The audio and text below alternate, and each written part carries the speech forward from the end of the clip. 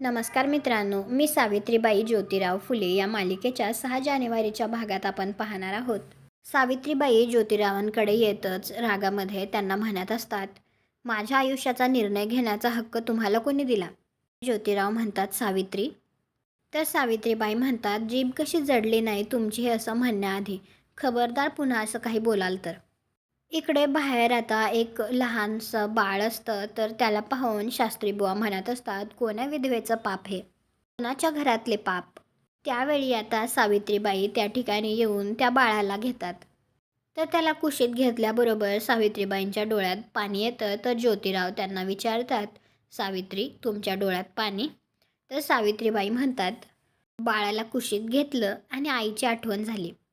आता काही वर्षांपूर्वीचं दाखवलं जातं. त्यामध्ये आता सावित्रीबाईंचं लहानपण दाखवण्यात येत आहे. तर आता सावित्रीबाईंच्या आई म्हणत असतात, कशात डावी आहे माझी सावित्री? अहो नजरेत यीज आहे पोरीच्या. माझ्या सावीचं दुसरं नाव जिद्द आहे. सावित्रीबाई त्यांच्या मैत्रिणींबरोबर खेळत असतात. त्यावेळी त्या राधाला म्हणतात, राधा खेळ की. तर राधा म्हणते, दुपारी माझी सासू झोपली ना की मी परत येईन राज्य द्यायला. तर सावित्रीबाई म्हणतात, पण माझी एक अट आहे, तुला उखाणा घ्यावा लागेल. तर राधा उखाणा घेते. ते म्हणते, संताजीरावांचं नाव घेते, दोघांचा संसार कडला जावा. तर सावित्रीबाई म्हणतात, संताजी.